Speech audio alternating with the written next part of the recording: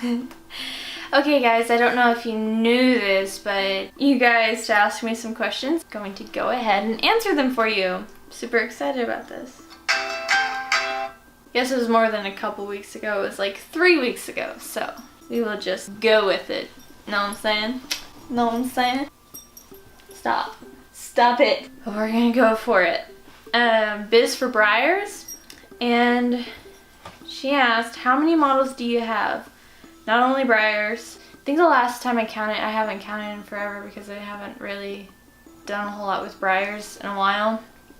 But I think I had like 100 and I want to say 50 model horses, maybe 150 model horses. That's anywhere from 130 to maybe 150. I'm not quite sure. So we'll just go with that. Who inspired you to make my channel? Like back in the day when I first started making videos, there were several YouTubers that I know don't do videos anymore, but I think you say Jez Cans or Jez, I can't remember, but her horse Murphy and her, I was like way back in the day, like back when she started her channel. It's like X Endurance X. There were a couple of girls who rode ponies. It was like XO Wild Horses XO, but now she is the Perfect Distance. Her horse Charlie and her, that was way back. She kind of inspired me. Loves Ravenwood. I know they have several different YouTube accounts. I don't really know if they post a whole lot anymore. Tissy Fit is like one Tissy Fit one. Yeah, her too. I love her editing style. So a lot of people kind of inspired me to make my channel, I guess. My next question comes from Kate GB, and it is, if every day of the week was a color, what color would it be? Let me think about this. I think Sundays would be purple, Mondays would be blue, for obvious reasons. Tuesdays be green maybe. That's crazy. Oh my gosh. Wednesday, what's a good color for Wednesday? Maybe turquoise. Thursday, a lot harder than you would expect. Thursday would be yellow. Friday would have to be kind of a cool color. Okay, well then Friday will be orange, and then Saturday will be red because Saturday is lit. Where do you see yourself in 5 years? Horse-wise or otherwise? I see myself showing a lot more in 5 years. That would be great. Horse-wise anyways. I would love to show more. But first, I would like to see my horse be round, if that makes any sense, to work correctly, like how he's supposed to work, instead of him being so hollow and everything. So I just want him to be physically fit and able to carry me in the best way that he can, and his gaits be perfect. That's what I would like. Well, where do I see myself in 5 years? I know a lot of people ask me this. Sometimes don't really have a great answer for it, because everything in my life has just been kind of crazy, and I can't really, it's not that I can't plan. It's not that I can't plan for these things. It's just I have a general direction. I don't have like the next 5 years planned out, because stuff happens, life happens.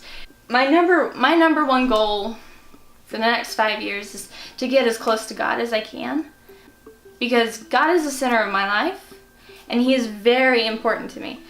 I know sometimes, not perfect, nobody's perfect, but that's what I want to focus on. If I can focus on putting God first, everything else in my life, the financial stuff, everything will line up, and it will eventually just come to be.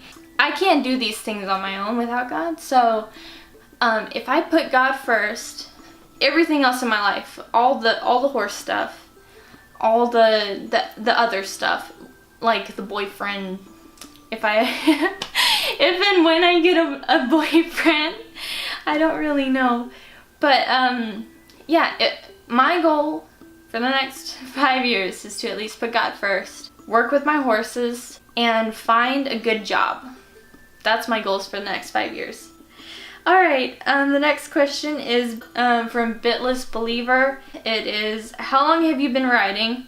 I've been riding since I could basically walk, so probably since I was 1 or 2, something like that. Maybe not 1. I don't know, maybe my mom put me on a horse at 1. But I've been riding all my life. And how long have I owned my horse? Manny, I have owned him for almost 2 years. My horse before him, I owned for 3 years. And then my mare that I had, Sugar, I owned her for 9 years before I retired her and gave her to a retirement facility. So I've had Manny for 2 years now. Well, almost 2 years. My next question is from My Equine Lifestyle. Why did you want to get a horse? Okay, so I can start from the beginning. I was obviously a horse crazy little girl. So my mom got me a pony, and his name was Quigley, and that was my very first pony. Then I moved up to a horse named Bonnie, and she had a swayback. I mean, it was bad. It was really bad. That was my first real horse. And then I got Sugar, which was my big appendix quarter horse that I had for 9 years, almost 10 years, so something like that. So the question was, why did I get a horse?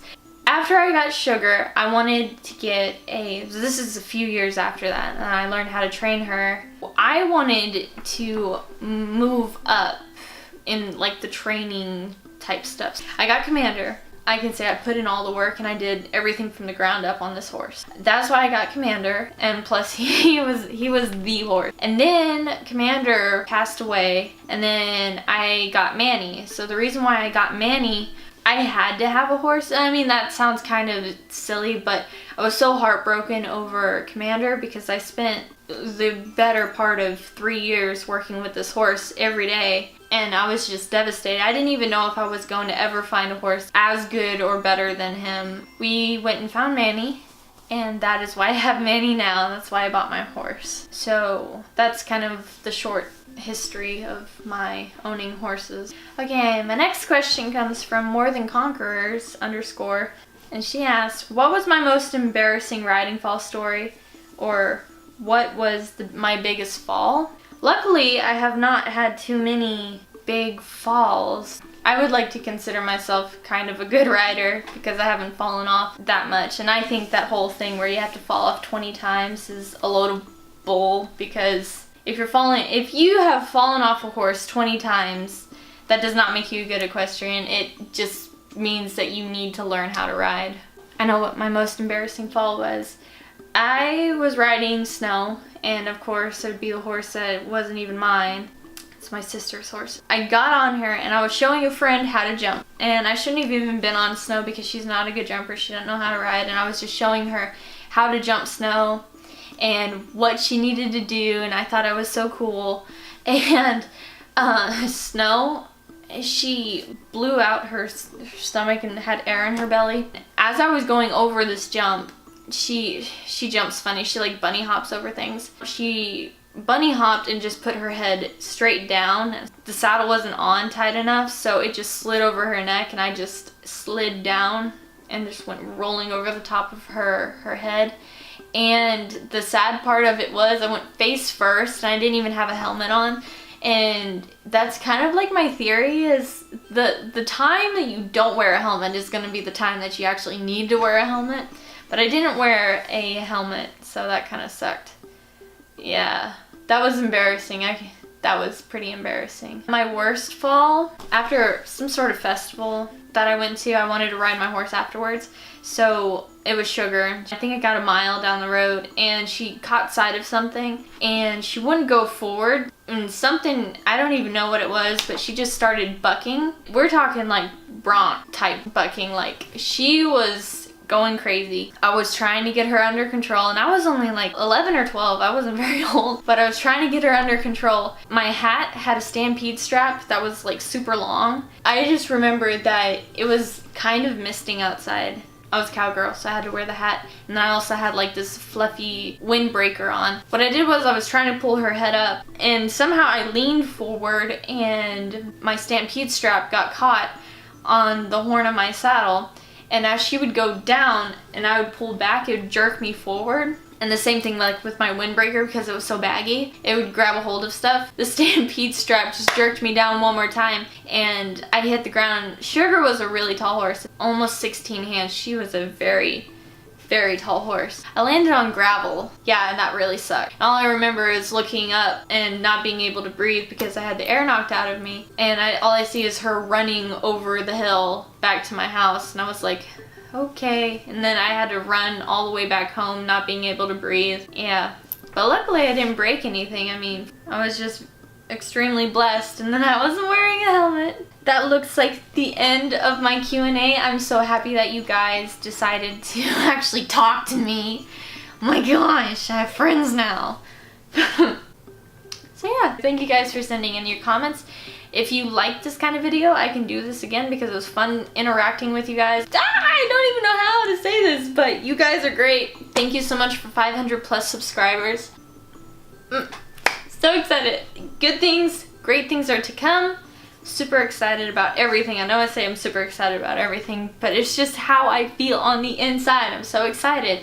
So excited. More videos to come. You guys just stay tuned and I will see you in my next